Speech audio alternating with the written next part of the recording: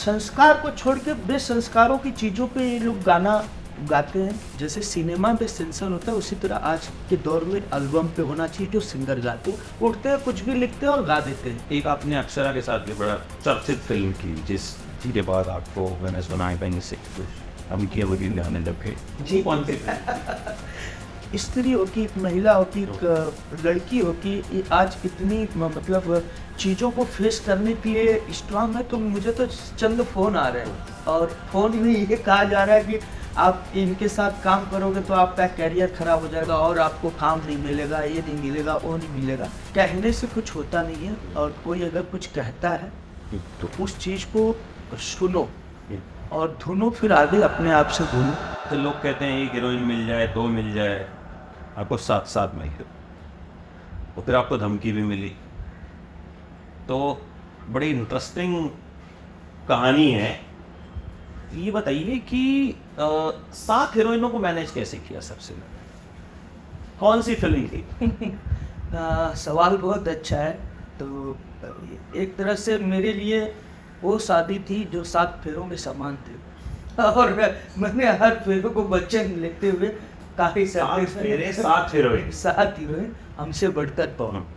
और ये 2015 में शूटिंग शुरू हुई। 2016 में बिहार, यूपी, झारखंड, दिल्ली, वो all over India theatrical release हुई। उसके बाद सिनेमा हॉल में खूब धमाल मचाई। मैं उस समय नया था, मेरी एक दूसरी फिल्म थी। बहुत मज़ा आया। बस मज़ा ये आ रहा था कि हमारे जो सहपाठी यानी हमारे जो साथ में को आर्टिस्ट थी, हमारी हीरोइन जो थी, सारी स्टार थे उस समय। नाम लिया जाए तो रानी चटर्जी, अंजना सिंह जी, गुंजन पंत जी, श्रुति छाबड़ा जी, अनारा गुप्ता जी, सीमा सिंह जी और अपूर्वा भी उस समय बहुत चल रही थी, आजकल हिंदी बेहतर है। तो इन सारे हीरोइनों का अपना एक ऑरा था, एक अपना उनको एक्सपीरियंस था और मेरे पास कोई एक्सपीरियंस नहीं था। बस मेरे पास खुशियों का बहुत बड़ा भंडार था कि मैं इन लोगों के साथ कार्य कर रहा हूँ। तो मैं जो जैसा है, इधर आओ बैठो, ज़्यादा उनके साथ मत बैठा करो। हमें वही आपस में कैसी ट्यूनिंग थी? 2 हीरोइनें लड़ पड़ती हैं, 7 थी तो क्या था, आपस में कोई पंगे नहीं होते थे? नहीं, बिल्कुल होते थे। तो मैं कहा जाए तुम कृष्ण कन्हैया बन के अपने हिसाब से मजे लेता था। जो जैसा कहे मैं सुनता था। यस मैम, यस बिल्कुल। कई बार लोग बोलते थे नहीं आप उनके साथ मत बैठा करो, ज़्यादा मेरे साथ बैठो। तो मैं सभी के साथ बैठता था और सभी ने कोऑपरेट किया। मैं धन्यवाद कहूँगा कि सबने बड़े कम समय में लोग यही सवाल कहते थे कि आप किस तरह से करते हो, क्या झगड़े उगड़े होते हैं? मैं बोला झगड़े कुछ नहीं होते। हाँ, एक घर में बहुत सारे बर्तन होते हैं तो बनबनाहट और खड़खड़ाहट तो होती ही है, उसी तरह हम लोग भी करते हैं। लेकिन सज्जे के लिए, सजावट के लिए, खूबसूरती के लिए हम लोग उसमें कमियां भी नहीं छोड़ते हैं और दिल से हम लोग काम किया। पहली फिल्म भी आपकी राउडी थी एकदम? हाँ बिल्कुल, राउडी रानी। और बहुत उस समय राउडी राठौर एक फिल्म आई थी अक्षय कुमार की 2014। और ठीक उसी के बाद भोजपुरी में वो फिल्म नहीं थी, लेकिन उसी को रखते हुए, क्योंकि उस समय रानी चटर्जी की खुद अक्षय थी, एक स्टार थी अच्छी, तो उनको मद्देनज़र रखते हुए एक नया एक्टर चाहिए होता है उनके अपोजिट में। मुझे कास्ट किया गया इकबाल बख्श जी, जो कि बड़े हिंदी के डायरेक्टर हैं और बड़े बैनर से सिनेमा बन रही थी, तो मुझे कास्ट किया गया। और पनवेल, लोनावाला और मुंबई कई जगहों में, फिल्म सिटी में भी शूटिंग हुई। और राउडी रानी जब आई पर्दे पे तो खूब धमाल मचाई। वास्तव में वो एकदम राउडी हो गई और बड़ा मज़ा आया। और जब मैं बिहार पहली बार प्रमोशन करने रानी जी के साथ गया, तब मुझे पता चला कि रानी जी 8 साल बाद बिहार आई है, पहली बार मेरी फिल्म का प्रमोशन करने। क्योंकि शायद उनका कुछ चल रहा था, कोर्ट कचहरी, बिहार में बैंड था उनके लिए 8 साल। तो मेरी फिल्म में जब वो 8 साल बाद गई, मैं कई सिनेमा घर उनके साथ गया, तो मुझे एक नया अनुभव और एक नया तजुर्बा नज़र आया कि यहाँ की लोग बड़े ही मतलब चाहते हैं कलाकारों को, भोजपुरी लोगों को चाहते हैं। तो बिल्कुल उनके लिए और उनके मनपसंद, उनके कल्चर को मद्देनज़र रखते हुए सिनेमा किया जाता है। बिल्कुल ऑडियंस कभी छोड़े भी नहीं भोजपुरी। अच्छा, रानी चटर्जी भोजपुरी बड़ी है, उनकी क्या आपको सबसे बड़ी खूबी क्या है?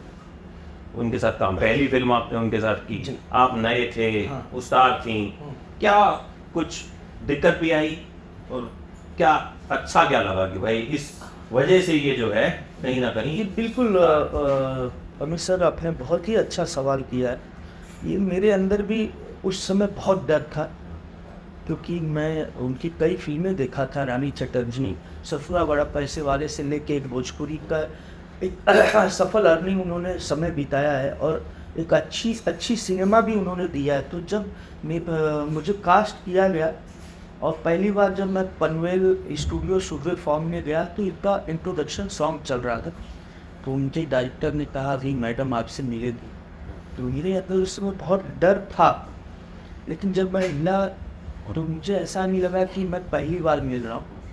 और जब सीन शुरू हुआ, टेक शुरू हुआ, तो ये भी नहीं समझ में आया कि मैं पहली बार काम कर रहा हूँ। जो मेरे अंदर डर था कि पता नहीं वो क्या मुझे कहेंगी, किस तरह से ट्रीट करेंगी, और किस तरह से कहेंगी अरे किसको लेके आया, कास्ट कर लिया किस तरह से। तो मुझे सबसे अच्छा ये लगा कि उस फिल्म के अलावा भी मैं उनके साथ 3 फिल्में और किया रानी चटर्जी जी की था।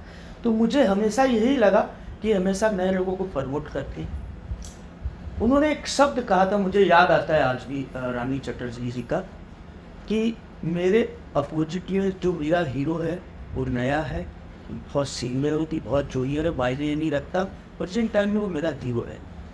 तो एक हीरो के नज़रिए से एक हीरोइन का दायरा और एक हीरो का अपना एक होता है डिग्निटी, उसको मेंटेन करना है सिनेमा में। ये मत सोचना कि आपकी पहली फिल्म, ये सोचना कि मेरी ही पहली फिल्म, हम लोग पहली बार कर रहे हैं लेकिन कुछ नया और अलग कर रहे हैं। तो उनका ये सारी चीज़ें बहुत अच्छी लगती है। वो बहुत नए कलाकारों को कॉपरेट करती है, क्योंकि उनके साथ बहुत सारे हीरो डेब्यू किए हैं, स्टार बने, विराज भट्ट बने, बहुत सारे हीरो जो लाइन में है जो कि डेब्यू कर करके और स्टार बने थे। एक तरह से भोजपुरी की एक लगती हीरोइन नहीं रहे।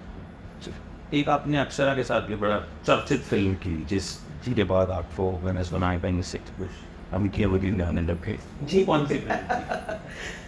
बिल्कुल, कोविड के समय मैंने एक फिल्म की थी, कोविड से पहले, जस्ट मार्च में कोविड लगा था और मार्च में ही रिलीज हुई। बड़े कठिनाइयों के साथ वो फिल्म रिलीज हुई। उस फिल्म का नाम है लव मैरिज। अक्षरा आपकी लव? बिल्कुल, उसमें मैं एज ए नायक और मेरी नायिका अक्षरा सिंह जी थी। और मुझे नहीं पता था, मेरे पास फिल्म आई, इस फिल्म के जो डायरेक्टर थे, निर्देशक थे विष्णु शंकर वेणु जी, कहानी सुनाए, बड़ा अच्छा कहानी था। और मुझे सच में नहीं पता था कि इसकी नायिका अक्षरा सिंह जी। जब मुहूर्त पे हम पहुँचते हैं तो रिवील हुआ कि अक्षरा सिंह जी कर रही हैं और मैं मेरे अपोजिट। और उसी समय उनका कुछ विवाद भी चल रहा था, और ठीक है, जो भी उनका व्यक्तिगत था मसला, बहुत चर्चा में रहा। हाँ, बहुत चर्चे में रहा जी। और इसके बाद मुझे ये नहीं पता था कि उस विवाद के बाद उनकी पहली फिल्म। अच्छा। हाँ, और मीडिया बंधु सारे लोग थे मुहूर्त में। तो ये सवाल उठा, मुद्दा उठा, और मैं देख रहा हूँ कि बहुत सारी न्यूज़, और दूसरे दिन बहुत सारे लोगों का फॉल भी आने लगा कि आपको सिनेमा नहीं करना है। अच्छा। मैं बोला भैया हमारी रोजी रोटी यही सही है, बात। इसी से घर परिवार चलता हो। एक बड़ी एक्ट्रेस के साथ मैं काम कर रहा हूँ, उनका व्यक्तिगत क्या मसला मुझे कुछ लेना देना नहीं, मुझे अपने कार्य से लेना देना है, और मुझे अगर मौका मिल रहा है तो मुझे छोड़ना है। तो नहीं, आपको करना नहीं है ये फिल्म, आप बहुत गलत कर रहे हो, करियर आपका खराब हो जाएगा, आप यहाँ तक की बातें हुई। कट्टू मुहूर्त के एक हफ्ते बाद शूटिंग इसका डेट फाइनल हो गया था। हम डेट पे पहुंचे। अक्षरा जी के साथ भी मेरी पहली फिल्म थी। 2-3 दिन शूटिंग बीता तो मैंने सवाल अक्षरा जी को मैंने कहा कि ऐसी ऐसी बातें हैं। तो उस समय अक्षरा जी ने भी मुझे समझाया, और कहीं रह के मैंने भी उनको समझाया। बहुत सारी बातें हुई। कभी किसी के व्यक्तिगत, मैं क्या, कोई भी इंसान व्यक्तिगत किसी के मसले में न जाए न जाना चाहिए। तो उसी तरह मैंने फिर भी, लेकिन जब हम काम करते थे दोस्त हो जाते हैं, एक अच्छे साथी हो जाते हैं, क्योंकि हमें 15-20 दिन शूटिंग करनी है, एक अच्छी ट्यूनिंग के साथ शूटिंग करनी होती है। तो उन्होंने बहुत सारी बातें कही, तो मेरे अंदर वो हिम्मत आया कि एक स्त्री हो कि एक महिला हो कि एक लड़की हो कि ये आज इतनी मतलब चीज़ों को फेस करने के लिए स्ट्रांग है। तो मुझे तो चंद फ़ोन आ रहे हैं और फ़ोन में ये कहा जा रहा है कि आप इनके साथ काम करोगे तो आपका करियर ख़राब हो जाएगा और आपको काम नहीं मिलेगा, ये नहीं मिलेगा, वो नहीं मिलेगा। तो ये तो बहुत मेरे लिए छोटी बात है, मैं भी देखता हूँ। तो मैं उस सिनेमा किया, सिनेमा बहुत चर्चे में रही, बहुत खूबसूरत सिनेमा बना। उसमें 22 कलाकार रहे सारी इंडस्ट्री के, अवधेश मिश्रा से लेके अयाज खान से लेके विनोद मिश्रा से लेके जितने बड़े भोजपुरी सिनेमा के सारे सपोर्टिंग एक्टर उसमें काम किए। मैं एज ए हीरो और अक्षरा जी एज ए हीरोइन। खूबसूरत फिल्म बनी और उस फिल्म को खेसारी जी ने खरीदी। अच्छा। हाँ, उन्होंने म्यूजिक कंपनी खोला था 26 म्यूजिक। अभी वो नहीं है म्यूजिक कंपनी, वो म्यूजिक कंपनी रत्नाकर जी ने ले लिया। वो सिनेमा खेसारी जी ने खरीदा world wide records, world wide record से, करेक्ट। और वर्ल्ड वाइड से ट्रेलर रिलीज हुआ और धमाल मचाया, खूब मिलियन में उसके ट्रेलर व्यूज रहे। बाद में फिल्म ची टीवी ने खरीदा। बीच में समस्याएं आई, उस सिनेमा को थिएट्रिकल रिलीज करने में 5-7 महीने लगे। लोग तारीख पे तारीख दाम रिकॉर्ड बनाया उस सिनेमा को लेके, लेकिन कुछ फर्क नहीं पड़ा। संजोगवश ठीक कोविड के पहले मार्च में फैब में रिलीज हो गई थी और मार्च तक चली और 22-23 के साथ लॉकडाउन था, तो सारे थिएटर बंद हुए। तब से थिएटरों का हाल भी वही है। तो ये सारी चीज़ें, तो ये रहा लव मैरिज की कहानी। साथ ही साथ जो मैंने प्रण किया था, अक्षरा जी ने, जैसे आपने कहा बड़े चर्चे में, तो अक्षरा जी जब मुझे उस प्रण को बताया कि मैं लड़ सकती हूँ तो आप एक पुरुष होकर क्यों नहीं, तो मैंने एक और ऐतिहासिक रहा बात कि मैं लॉकडाउन में तकरीबन 12 से 13 शूटिंग की। अच्छा। हाँ, सबसे ज़्यादा न्यूज में है, आप लोगों ने ये डाला है न्यूज में।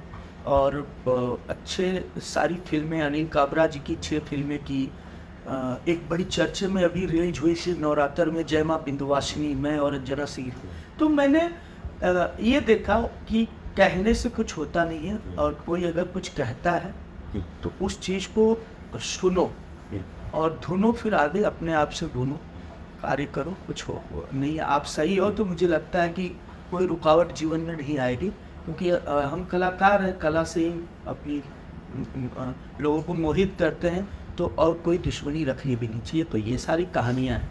खैर, हर हर महादेव। उस वक्त अक्षरा ने कहा भी था कि मेरा करियर खत्म करने की कोशिश की जा रही है, क्योंकि जब विवाद होता है तो देखिए कई तरह की बातें होती हैं। मतलब अब कौन सही कौन गलत हो तो शायद बिल्कुल, बट आप पीछे बेकार फंस रहे। और बिल्कुल वो एक सिनेमा की वजह से, जिसका टाइटल भी बड़ा खतरनाक था, लव। बाकी ऐसी कोई बात नहीं थी, न कोई लव था न कोई मैरिज था। एक सिनेमा था जो लव मैरिज को बढ़िया से बना और बढ़िया से समय दर समय जनता ने देखी सिनेमा को। जी। अच्छा, ये बताइए, आपको अपनी कौन सी फिल्म या कौन सा रोल सबसे मुश्किल लगा कि भाई ये करने में जो है बहुत मेहनत लग गई है, ये बड़ा चैलेंज है? बिल्कुल, एक्टर होने के नाते हर रोल ये चैलेंजिंग होता है, लेकिन मैंने फिल्म किया खुद, होम प्रोडक्शन मैंने बनाई थी, बलन केसरिया। अभी SR के म्यूजिक ने उसे खरीदा है और टेलर चैनल पे है।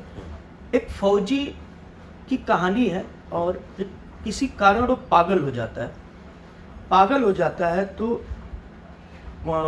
उसके घर वाले अपने ही घर में कैद खाना बनाए हुए हैं और उसमें इसलिए रखे कि माँ अपने से अलग नहीं करना चाहती, क्योंकि पागल है या दिमाग से कम है या जो भी है, कारण जैसे भी हो, अपंग है, लेकिन वो मेरे साथ ही रहेगा। एक माँ का घर में एक था कि इसकी वजह से घर वाले लोगों ने कैद किया है, एक कोठरी को जेल बना, कैद खाना बना के उसमें मुझे रखा है।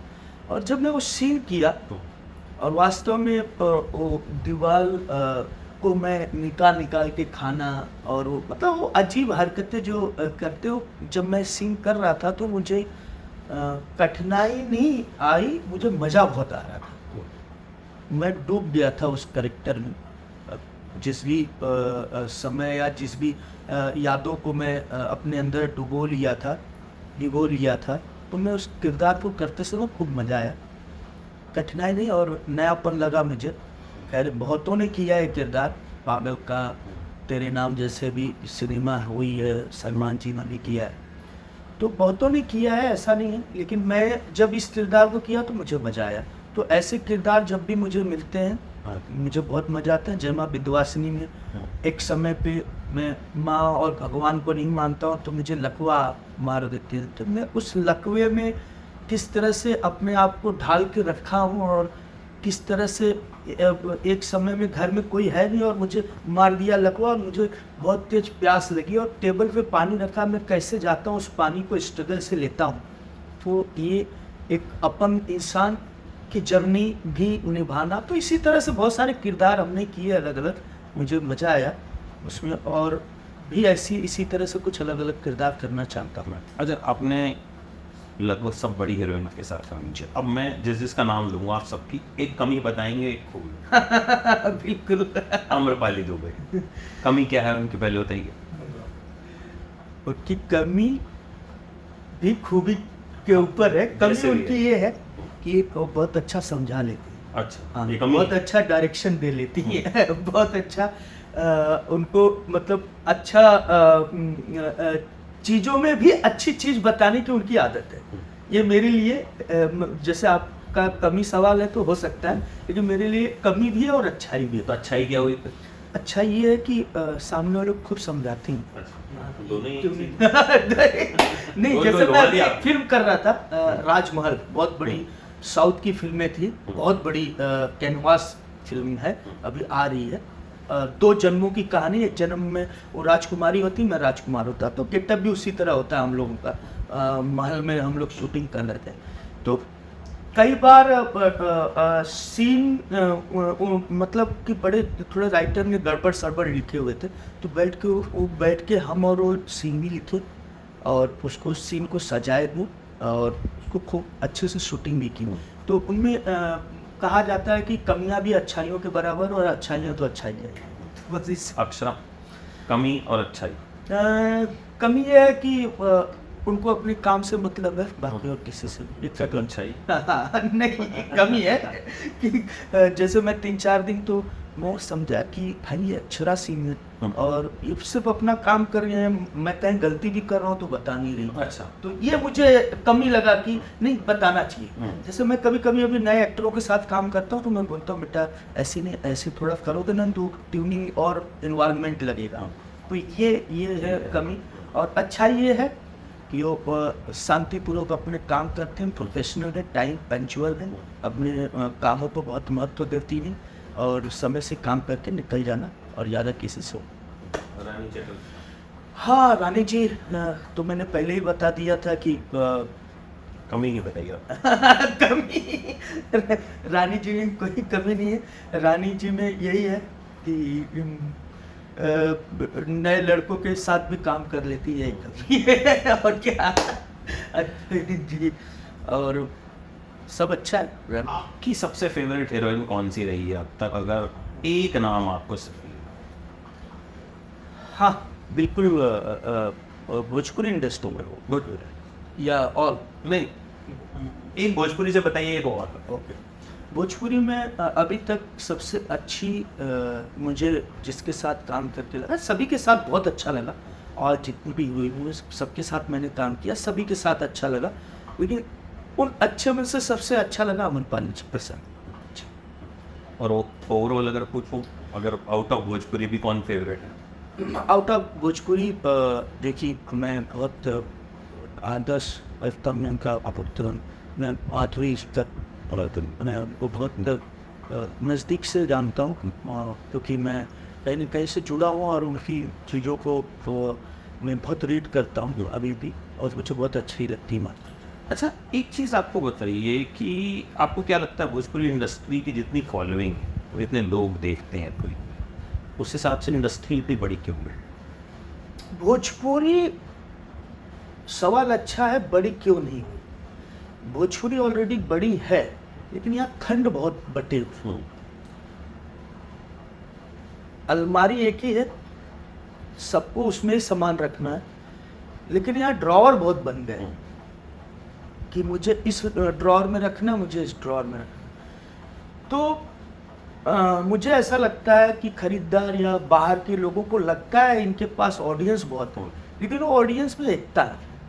जैसे कि मैं आज सुबह इंस्टा खोला तो एक वीडियो आया, बड़ा ही अच्छा, किसी ने वक्ता में बहुत कह रहा था और मेरे खास मित्र ने उसे डाला था और मैंने अच्छा भी लगा कि सबसे पहले तो भोजपुरी की पहचान थी भोजपुरी के गानों से।